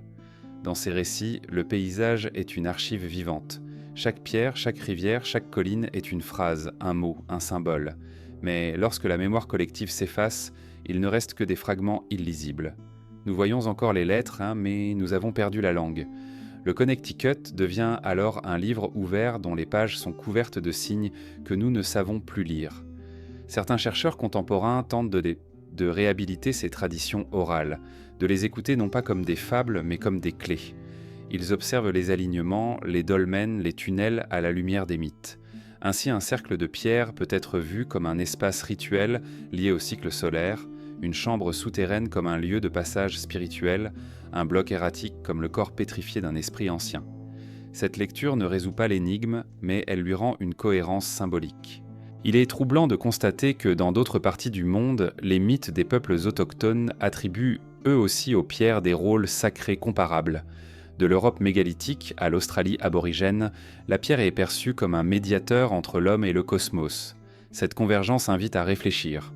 Peut-être que les peuples du Connecticut s'inscrivaient eux aussi dans cette logique universelle, mais que leur voix a été effacée avant que nous ne puissions l'entendre pleinement. Aujourd'hui encore, certaines communautés autochtones du Connecticut entretiennent un rapport spirituel aux pierres. Des cérémonies discrètes se tiennent dans des sites considérés comme sacrés. Ces pratiques, bien que fragiles, rappellent que la mémoire n'est jamais totalement détruite. Elle persiste en filigrane dans les gestes et les récits transmis malgré les siècles. Le mystère du Connecticut n'est donc pas seulement archéologique, il est aussi mémoriel. Les pierres, les murs, les cercles sont les restes visibles d'un langage dont la grammaire a été perdue. Les mythes amérindiens en sont l'écho lointain, comme une voix étouffée qui parvient encore à traverser le temps. Et c'est peut-être dans cet écho que réside la clé la plus précieuse. Non pas une explication scientifique définitive, mais un rappel que le monde possède toujours plusieurs couches de sens, dont certaines demeurent invisibles. Ainsi, en suivant ces mythes effacés, l'esprit en vient naturellement à comparer ces vestiges avec d'autres traditions à travers l'océan. Car les pierres du Connecticut semblent parfois dialoguer, malgré la distance avec celles de l'Europe mégalithique. Ce parallèle, troublant et insistant, ouvre une autre énigme, celle des correspondances transatlantiques qui ne devraient pas exister. Lorsque l'on contemple les pierres mystérieuses du Connecticut, dolmens, cercles, murs sans fonction apparente, blocs perchés en équilibre précaire, une comparaison surgit presque d'elle-même, car à des milliers de kilomètres de l'autre côté de l'Atlantique, des structures de semblables s'élèvent courant depuis des millénaires. Dans les Landes de Bretagne, sur les côtes d'Irlande, dans les plaines du Portugal ou les îles britanniques, on retrouve les mêmes formes. Tables de pierre, alignements, cercles, tumulus. Ces monuments européens appartiennent à la grande tradition mégalithique, datée de la préhistoire entre 4000 et 2000 avant notre ère. Mais pourquoi les forêts du Connecticut semblent-elles résonner avec ces paysages anciens ? La question n'a jamais trouvé de réponse satisfaisante, et c'est peut-être là que réside son pouvoir de fascination. Les ressemblances formelles sont indéniables. Les dolmens du Connecticut rappellent ceux de la Bretagne ou de la Galice, un bloc massif posé sur des supports plus petits, formant une chambre rudimentaire. Les cercles de pierre rappellent les cromlechs gallois ou écossais, lieux de rituels et d'observations astronomiques. Même les pierres perchées en équilibre improbable trouvent des parallèles frappants avec certaines pierres dressées en Irlande appelées Portal Stone. Ces similitudes ne peuvent être ignorées, même si la science préfère les expliquer par des coïncidences. La théorie dominante reste celle de l'indépendance culturelle. Dans différentes parties du monde, les hommes ont pu, face aux mêmes besoins symboliques ou pratiques, inventer des formes architecturales semblables. Le cercle, par exemple, est une figure universelle, liée au cycle du temps et du ciel. Le fait que des peuples séparés aient dressé des cercles de pierre n'implique pas forcément un contact direct. Mais cette explication rationnelle laisse malgré tout une impression troublante. Pourquoi ces ressemblances sont-elles si précises, jusque dans les détails d'orientation et de disposition ? Certains chercheurs indépendants, plus audacieux, avancent l'idée de contact transatlantique bien avant Colomb. Selon eux, des navigateurs préhistoriques auraient franchi l'océan, apportant avec eux des savoirs, des traditions, peut-être même des rituels.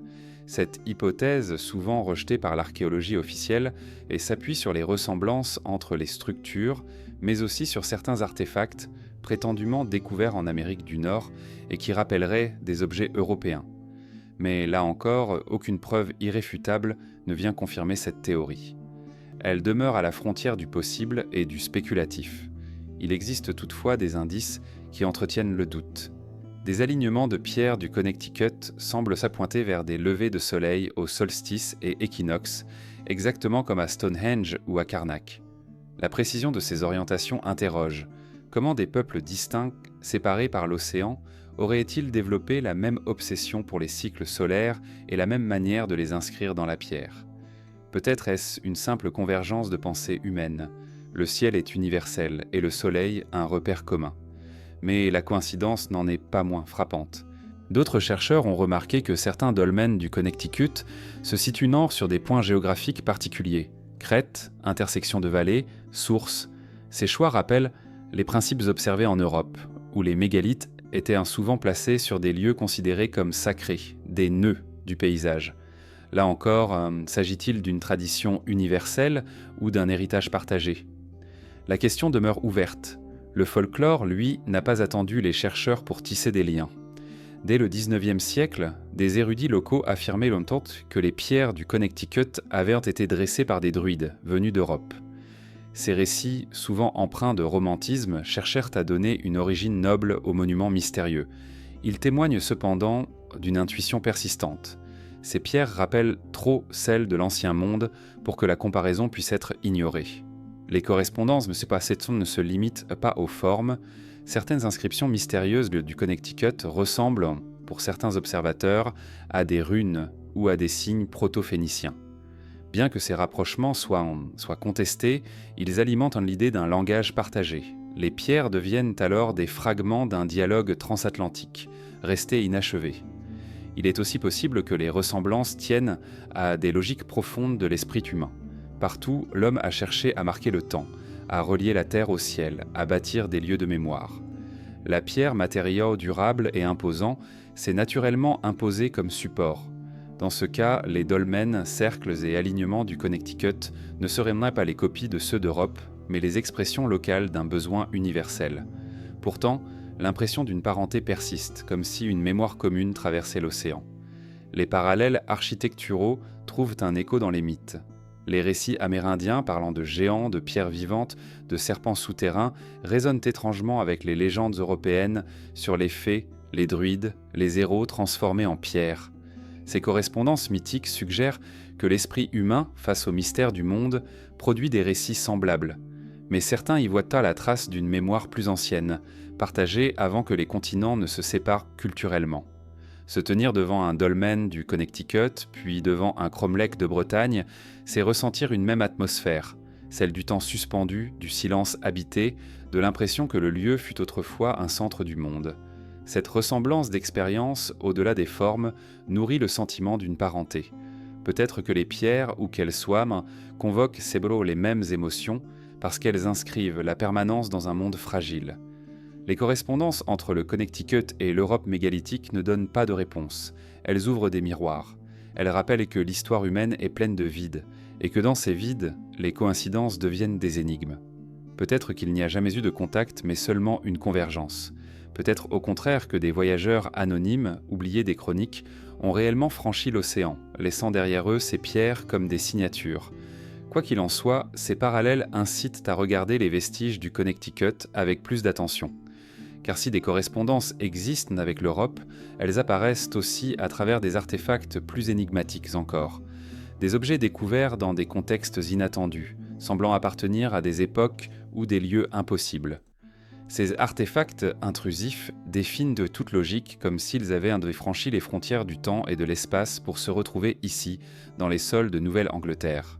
Au fil des siècles, les chercheurs, les paysans, puis les passionnés d'archéologie ont parfois mis au jour, dans le sol du Connecticut, des objets qui semblent n'appartenir à aucun contexte clair. Ces artefacts intrusifs, ainsi qu'on les appelle parfois, sont des pièces trop étranges pour être intégrées sans effort dans le récit historique officiel. Leur présence brouille les repères, comme si des fragments de temps étrangers s'étaient glissés dans la mémoire de cette terre. L'un des cas les plus célèbres reste celui de la Dighton Rock, une roche gravée découverte dans le lit de la rivière Taunton, non loin de la frontière avec le Massachusetts. La pierre, couverte de symboles et de figures indéchiffrables, a été étudiée pendant des siècles. Certains y ont vu des runes scandinaves, preuve possible d'un passage viking.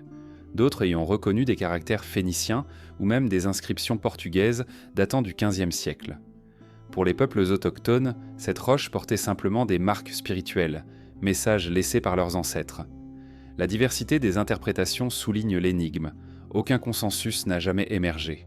La Dighton Rock est devenue un symbole des artefacts intrusifs de la Nouvelle-Angleterre, de ces objets qui semblent appartenir à plusieurs histoires à la fois. Mais il existe d'autres exemples, moins connus mais tout aussi troublants. Dans certaines fouilles du XIXe siècle, on a prétendu avoir retrouvé des pièces de monnaie européennes enfouies profondément dans le sol, à des niveaux censés précéder la colonisation. Était-ce le résultat de dépôts accidentels, de collections perdues et mélangées par le travail agricole? Ou bien ces pièces témoignaient-elles de contacts précoces entre l'ancien et le nouveau monde? Les chercheurs officiels penchent pour la première hypothèse, mais l'ombre d'un doute demeure. Certains récits mentionnent également la découverte d'outils métalliques, parfois de fer, parfois de bronze, dans des couches archéologiques où ils n'auraient jamais dû se trouver. Ces trouvailles, souvent mal documentées, ont alimenté des théories audacieuses. Voyageurs antiques venus d'Europe, marchands phéniciens ayant traversé l'Atlantique, ou même civilisations disparues dont la technologie aurait dépassé celle que nous leur attribuons. La science prudente classe généralement ces découvertes comme des erreurs de contexte ou des falsifications, mais chaque objet, même suspect, continue de nourrir l'imaginaire. L'un des aspects les plus fascinants des artefacts intrusifs est leur isolement. Ce ne sont jamais des ensembles cohérents, mais des pièces uniques, des éclats sans suite. Une pierre gravée ici, une pièce là, un outil ailleurs, comme si le temps avait laissé tomber des fragments sans jamais livrer le tout. Cet isolement rend leur interprétation impossible, mais c'est aussi ce qui leur confère leur aura mystérieuse. Chaque objet devient un indice d'une histoire fantôme, invisible mais persistante. Les traditions locales ajoutent encore à l'étrangeté. Dans certains villages, on raconte que des statues ou des figures de pierre auraient été découvertes, puis perdues, emportées ou détruites par peur. Ces récits oraux, impossibles à vérifier, témoignent cependant d'un sentiment partagé. La terre du Connecticut recèle plus qu'elle ne montre. Elle garde enfouis des objets qui défient le récit officiel. La question se pose alors, comment interpréter ces artefacts ? Faut-il y voir des preuves de contact transatlantique précoces, des vestiges de civilisations disparues, ou simplement des erreurs de lecture, des illusions créées par le hasard et la méconnaissance ? La prudence scientifique privilégie toujours l'explication la plus simple, mais le grand public, attiré par l'inconnu, préfère souvent l'hypothèse la plus extraordinaire. Entre ces deux pôles, le mystère reste entier. L'impression la plus forte, en observant ces objets, est celle d'une dissonance temporelle. Ils semblent appartenir à une époque, mais se trouvent dans une autre. Une pièce de monnaie médiévale dans un sol précolonial, un symbole européen sur une pierre amérindienne, un outil métallique là où il ne devrait y avoir que de la pierre. Cette dissonance crée une fracture. Le temps ne paraît plus linéaire, mais percé de trous, de failles, par lesquelles s'infiltrent des fragments venus d'ailleurs. Certains passionnés parlent de palimpseste archéologique. Le Connecticut serait un manuscrit, dont les pages auraient été écrites, effacées, réécrites plusieurs fois. Les artefacts intrusifs seraient les traces fantômes de ces écritures anciennes, revenues sur la surface malgré les siècles. Ils rappellent un peu que l'histoire est moins une ligne qu'une superposition, et que ce que nous croyons définitif peut toujours être bousculé par une trouvaille inattendue. La fascination pour ces artefacts tient aussi à leur capacité à résister à l'explication. Même si l'on peut les classer comme anomalies ou erreurs, leur présence suffit à entretenir l'étrangeté. Ils deviennent sur des symboles du doute, des rappels que la certitude n'est jamais totale. Ils ouvrent une brèche, minuscule mais persistante, dans le mur des récits officiels. Et dans cette brèche, l'imagination s'engouffre. À travers eux, le Connecticut devient un territoire de possibles. Peut-être que des marins européens, bien avant Colomb, ont abordé ces côtes. Peut-être que des civilisations inconnues ont laissé leurs traces avant de disparaître. Ou peut-être que l'histoire humaine est plus complexe que nous l'imaginons, traversée de rencontres, de pertes, de silences. Chaque artefact intrusif, qu'il soit authentique ou non, porte ce vertige. Et cette impression mène naturellement à une hypothèse plus vaste encore, celle des voyageurs perdus. Des hommes et des femmes auraient sans pu atteindre ces terres par accident ou par exploration, bien avant que l'histoire officielle ne les reconnaisse. Leurs traces, minimes et éparses, seraient restées enfouies, mêlées aux mythes et aux légendes. C'est vers eux, ces voyageurs anonymes, que se tourne désormais l'interrogation. L'idée s'insinue doucement, comme une brume qui monte au-dessus des rivières au crépuscule. Et si les mystères du Connecticut n'étaient pas uniquement le fruit de cultures locales oubliées, ni de hasards géologiques magnifiés par l'imagination, mais les traces ténues de voyageurs égarés, des hommes venus d'ailleurs, portés par les vents, les courants, ou par un projet d'exploration qui a sombré dans l'oubli. Ces voyageurs auraient abordé ces rivages longtemps avant que l'histoire officielle n'ouvre ses pages sur la découverte de l'Amérique. Leurs pas perdus dans les bois auraient laissé derrière eux des pierres déplacées, des marques gravées, des objets étrangers. Leur mémoire se serait dissoute, mais leurs empreintes muettes demeureraient. Les rumeurs d'exploration transatlantique précoce ne manquent pas. Les Vikings, établis à Terre-Neuve vers l'an 1000, sont aujourd'hui reconnus comme les premiers Européens à avoir posé le pied en Amérique du Nord, mais leur colonie connue ne s'étendait pas jusqu'au Connecticut. Pourtant, certaines marques de pierre et certaines légendes locales ont poussé des chercheurs à soupçonner des incursions plus profondes. Les runes que certains croient qu'on en discerner sur des blocs isolés alimentent cette hypothèse. Auraient-elles été tracées par des marins scandinaves ayant dérivé bien plus au sud? D'autres théories évoquent des peuples plus anciens encore. Des navigateurs phéniciens, réputés pour leur talent maritime, auraient pu franchir l'océan. Des légendes portugaises affirment que des explorateurs de leur royaume connaissaient déjà des terres à l'ouest avant Colomb. Chaque hypothèse repose sur de fragiles indices. Une inscription, une pièce, un symbole. Mais l'absence de certitude nourrit précisément l'étrangeté. Les voyageurs perdus, s'ils ont existé, n'ont pas laissé de récit. Ils se sont dissous dans le silence, mais peut-être pas dans la pierre. On peut imaginer le destin de ces hommes. Une embarcation poussée hors de sa route, jetée contre les rivages de Nouvelle-Angleterre. Quelques survivants débarquant sur une côte inconnue, cherchant refuge dans les forêts épaisses. Ils auraient endressé des pierres pour marquer leur passage, creusé des abris, gravé des symboles de leur langue sur des rochers pour conserver une mémoire. Mais sans renfort, sans retour possible, leur lignée se serait éteinte ou fondue dans les peuples déjà présents. Leurs gestes auraient été absorbés par la nature, ne laissant que des énigmes. Les traditions amérindiennes contiennent parfois des récits qui alimentent cette vision. Certains parlent de visiteurs venus de la mer, différents par leur apparence et leurs coutumes, qui auraient-ils partagé brièvement leur destin avant de disparaître. Ces histoires fragmentaires ne suffisent pas à bâtir une certitude, mais elles dessinent la silhouette de rencontres oubliées, enfouies sous la perte de mémoire causée par la colonisation et le passage du temps. Le Connecticut, avec ses dolmens et ses alignements, paraît un lieu improbable pour une telle histoire. Pourtant, si des voyageurs avaient atteint ces terres, ils auraient peut-être tenté d'y recréer un paysage symbolique familier. Les pierres auraient-elles été dressées comme des repères de leur monde disparu, comme une tentative de reproduire à petite échelle ce qu'ils avaient d'inconnu dans leur patrie lointaine. Dans ce cas, les correspondances avec l'Europe mégalithique prendraient une autre dimension. Elles ne seraient pas des coïncidences, mais des réminiscences, des reflets d'un savoir transmis à travers l'océan. Mais ces hypothèses se heurtent toujours au même obstacle, l'absence de preuves solides, pas de bateaux enfouis, pas de villages identifiables, pas d'artefacts en nombre suffisant pour prouver une présence durable. Les voyageurs perdus, s'ils ont existé, auraient été si peu nombreux que leur mémoire matérielle se serait dissoute presque entièrement. Ce qui reste, ce sont des pierres éparses et des récits flous. Leur silence est presque total, et c'est ce silence qui fascine. Le concept de voyageurs perdus ouvre aussi une réflexion plus large. Il rappelle que l'histoire humaine est pleine de migrations inachevées, de tentatives avortées, d'explorations oubliées.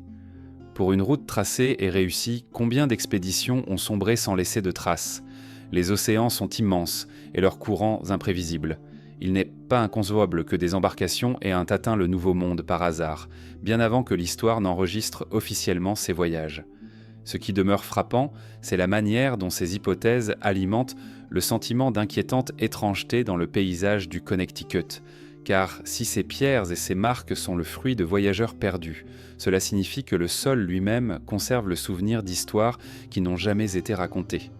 Les forêts deviennent alors des archives silencieuses, gardant dans leurs ombres la trace d'hommes disparus. Les voyageurs perdus, qu'ils soient scandinaves, méditerranéens ou venus d'ailleurs, incarnent une possibilité vertigineuse, celle que l'histoire ne soit pas une ligne claire, mais un tissu troué traversé de fils oubliés. Le Connecticut, en abritant leurs éventuelles traces, devient le théâtre d'un récit parallèle, invisible mais persistant. Certains passionnés vont plus loin encore. Ils parlent d'une mémoire collective, inscrite non seulement dans les pierres mais aussi dans l'inconscient humain. Les voyageurs perdus seraient devenus des figures mythiques, transformées en légendes d'esprits, de géants, de dieux. Ainsi, ce qui fut un fait historique minime, presque effacé, se serait métamorphosé en mythe durable. Les pierres dressées ne seraient le plus seulement des repères matériels, mais les incarnations d'histoires devenues sacrées. Face à ces hypothèses, la science continue de garder ses distances. Sans preuve tangible, elle refuse de donner crédit à ces récits. Mais cette prudence nécessaire n'éteint pas le mystère. Au contraire, elle le renforce, car dans l'absence de certitude, l'esprit humain projette ses propres scénarios. Le silence devient fertile, nourrissant la curiosité et l'inquiétude. Et ce silence mène à une autre question, plus large encore. Comment tracer la frontière entre ce que la science accepte et ce que la légende conserve? Les voyageurs perdus, s'ils ne peuvent être prouvés, appartiennent-ils seulement à la fiction? Ou bien reste-t-il une possibilité ouverte, suspendue dans l'ombre des pierres? C'est cette frontière floue et fascinante que l'on doit désormais explorer. À travers les forêts et les collines du Connecticut, les pierres mystérieuses, les dolmens oubliés, les tunnels souterrains et les gravures énigmatiques composent une trame qui oscille en permanence entre deux pôles, celui de la science et celui de la légende. Ce territoire incertain est peut-être l'aspect le plus fascinant de ces mystères, car ils ne tiennent pas seulement à ce que nous ignorons, mais aussi à la manière dont nous cherchons à savoir, dont nous plaçons nos repères, nos frontières entre le réel et l'imaginaire. La science avance avec prudence, elle mesure, date, compare, elle exige des preuves matérielles, des artefacts, des contextes clairs. Face aux pierres du Connecticut, elle se heurte à une absence. Pas de squelettes enterrés dans les dolmens, pas de villages associés aux murs, pas d'outils clairement identifiables. Seulement des structures isolées, détachées de tout cadre. La science, confrontée à ce vide, choisit le silence ou l'hypothèse la plus simple. Hasard géologique, travaux coloniaux, illusions d'optique. Cette prudence est compréhensible, mais elle laisse intacte la puissance du mystère. La légende, elle, n'a pas besoin de preuves. Elle naît du ressenti, de l'étrangeté, de la fascination. Là où la science voit des anomalies, la légende voit des récits. Géants bâtisseurs, esprits des ancêtres, voyageurs venus d'ailleurs. Elle comble les vides par des images, des symboles, des histoires. Elle ne cherche pas à prouver, mais à relier. Et ce faisant, elle rend vivants ces monuments muets, elle les intègre à une mémoire collective. Le Connecticut se trouve ainsi à la croisée des deux démarches. Les murs, les cercles et les inscriptions ne sont pas assez clairs pour appartenir pleinement au domaine scientifique, mais ils sont trop présents, trop étranges pour être réduits au simple folklore. Ils flottent dans une zone grise où la rigueur et l'imaginaire s'entremêlent. Cette zone est inconfortable pour l'esprit rationnel, mais elle est aussi fertile, car c'est dans cette ambiguïté que naît le sentiment de mystère. La frontière entre science et légende n'est pas fixe, elle évolue avec le temps. Ce qui fut un mythe peut devenir un fait reconnu. Longtemps, l'idée que les Vikings aient atteint l'Amérique n'était qu'une légende. Ce n'est qu'avec la découverte de vestiges à Lance aux Meadows, à Terre-Neuve, que la science a basculé de l'incrédulité à la certitude. Peut-être que les pierres du Connecticut attendent encore leurs preuves, enfouies quelque part, pour que leur statut change. A l'inverse, ce qui semble être une certitude scientifique peut aussi basculer vers le mythe lorsque de nouvelles découvertes viennent le contredire. Cette oscillation révèle une vérité plus profonde. La science et la légende ne sont pas des mondes totalement séparés. Elles dialoguent parfois sans le vouloir. La légende attire l'attention sur un lieu, la science vient l'étudier. La science explique certains phénomènes, mais nourrit aussi de nouvelles légendes en laissant des zones d'ombre. Ainsi, les pierres mystérieuses du Connecticut deviennent des miroirs où se reflètent à la fois nos certitudes et nos doutes. Les récits amérindiens, par exemple, ne sont pas seulement des fables. Ils constituent une forme de savoir, une autre manière de lire le monde. La science moderne commence à reconnaître cette valeur en considérant que les mythes peuvent contenir des indices de vérité ancienne, exprimés dans un langage symbolique. Peut-être que les histoires de serpents souterrains, de pierres vivantes, de géants bâtisseurs sont les échos déformés d'événements réels transmis à travers une mémoire collective. La frontière entre savoir et mythe se brouille alors davantage. Cette frontière est aussi un espace émotionnel. Devant une pierre perchée ou un dolmen isolé, l'expérience vécue compte autant que l'explication. On ressent une présence, une étrangeté. La science peut analyser les forces glaciaires qui ont déplacé le bloc, mais elle ne peut dissiper l'impression qu'il a été intentionnellement posé. Le mystère réside précisément dans cet écart entre ce que l'on sait et ce que l'on ressent, et cet écart est irréductible. Il est possible que les pierres du Connecticut n'aient jamais eu de fonction extraordinaire, qu'elles soient le fruit de gestes ordinaires amplifiés par le temps. Mais même si tel est le cas, leur mystère demeure, car ce qui trouble n'est pas seulement leur origine, mais notre incapacité à les replacer dans un récit complet. L'incomplétude nourrit l'imaginaire. La légende prospère là où la science hésite. Ce qui est frappant, c'est la manière dont ces mystères suscitent un double mouvement. D'un côté, ils incitent à plus de rigueur, à chercher des preuves, à fouiller plus profondément. De l'autre, ils poussent à accepter l'ombre, à contempler l'inconnu sans vouloir à tout prix le réduire. Entre ces deux pôles se dessine une sagesse particulière. Reconnaître que tout n'est pas fait pour être expliqué, que certaines choses sont peut-être destinées à rester dans le silence. Le Connecticut, avec ses pierres et ses cavernes, devient alors un laboratoire de ce rapport au mystère. Ce n'est pas seulement une question d'archéologie ou de géologie, mais une question de perception. Comment vivons-nous avec ce que nous ne comprenons pas ? Acceptons-nous le doute comme une part de notre condition, ou cherchons-nous toujours à l'abolir ? À mesure que l'on explore cette frontière, une idée se dessine. Peut-être que les mystères du Connecticut ne trouveront jamais de réponse définitive. Peut-être qu'ils sont précisément là pour rappeler la fragilité de nos récits, l'imperfection de notre savoir, la profondeur de notre ignorance. Dans ce cas, leur rôle n'est pas d'être expliqué, mais d'être vécu, contemplé, médité. Et c'est ainsi que l'on glisse doucement vers une dernière énigme. Car si la science et la légende se rencontrent dans le silence des pierres, il reste encore une question plus profonde. Que faire de ce silence lui-même ? Peut-être que les pierres, en ne livrant rien, témoignent malgré tout. Peut-être que leur mutisme est leur langage, et que ce langage n'attend pas d'être traduit, mais entendu autrement. Le Connecticut est parsemé de pierres étranges, de murs qui s'interrompent dans la forêt, de dolmens isolés et de cavernes gravées dont personne ne connaît l'origine véritable. Mais peut-être que l'ultime mystère ne réside pas dans ces formes visibles, ni dans les hypothèses qu'elles suscitent, mais dans ce qui les entoure, le silence. Un silence dense, persistant, qui enveloppe ces monuments d'ombre et de distance. Ce silence n'est pas une absence, il est un langage en lui-même. Il ne cache pas seulement des réponses, il témoigne d'une vérité plus profonde, celle de la fragilité de la mémoire humaine et de la puissance du temps. Marcher dans une forêt du Connecticut, c'est avancer parmi des récits effacés. Chaque pierre semble vouloir dire quelque chose, mais aucune ne parle. On devine des gestes, des intentions, des architectures inachevées, mais tout cela demeure suspendu, sans voix. Ce mutisme est peut-être le plus grand héritage de ces vestiges. Il rappelle que les civilisations passent, que les savoirs disparaissent, que les récits se perdent, mais que la pierre demeure obstinée, indifférente. Le silence n'est pas un vide, mais une résistance. La résistance de ce qui survit quand les mots se sont effacés. La science, cassant avec ses instruments, tente de briser ce silence. Elle mesure, elle compare, elle fouille. Parfois, elle parvient à ouvrir une brèche, à apporter une réponse. Mais souvent, elle se heurte à une absence irréductible.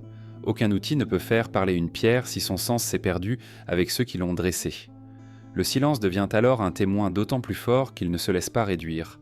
Il rappelle que toute connaissance humaine est partielle, que tout récit est fragmentaire. La légende, de son côté, habite ce silence.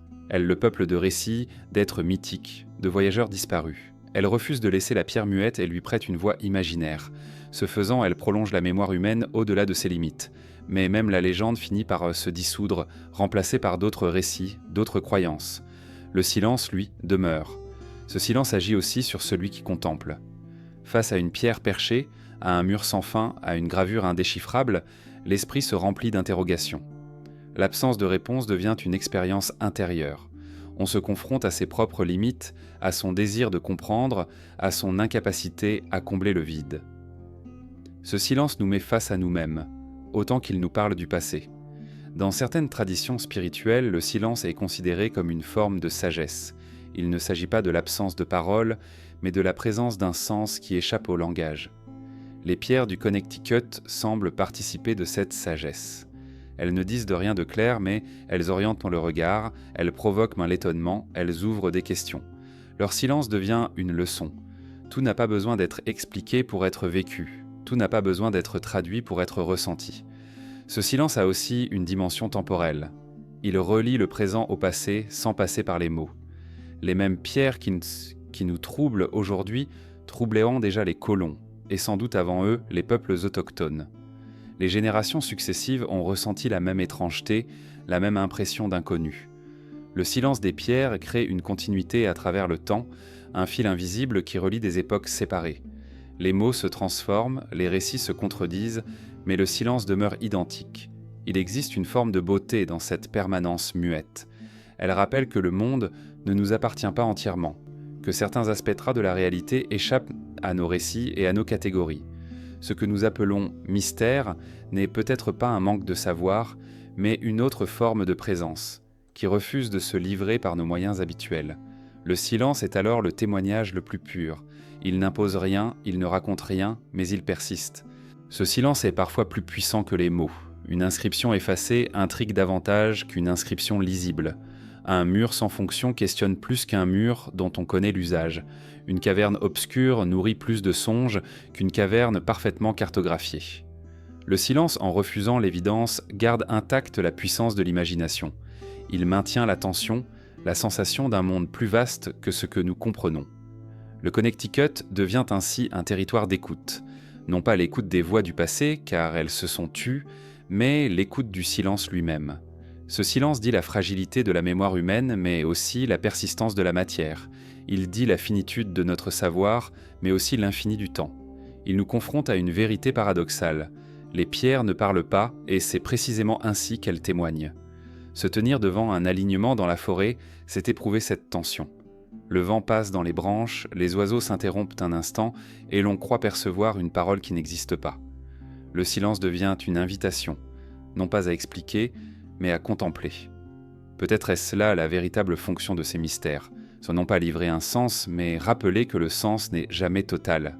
Non pas raconter une histoire, mais rappeler que l'histoire est toujours incomplète. Ainsi, les pierres du Connecticut, dans leur mutisme, témoignent de quelque chose de plus grand que leur propre origine. Elles témoignent de la manière dont le temps efface, dont la mémoire humaine échoue, et dont pourtant une trace demeure. Elles sont les témoins d'un monde où le visible et l'invisible se côtoient, où le connu et l'inconnu s'entrelacent. Leur silence est un miroir. En l'écoutant, c'est notre propre ignorance que nous entendons, mais aussi notre propre désir de comprendre. Ce silence n'est pas un échec. Il est peut-être la réponse ultime, celle qui échappe à nos catégories, mais qui persiste dans l'expérience vécue. Les pierres ne parlent pas avec des mots, mais elles parlent avec leur présence, leur poids, leur durée. Leur témoignage est celui du temps lui-même, inflexible, indifférent, mais toujours là. Et c'est dans ce silence, dans cette absence de réponse, que le mystère garde toute sa force, car tant qu'il demeure muet, il demeure vivant.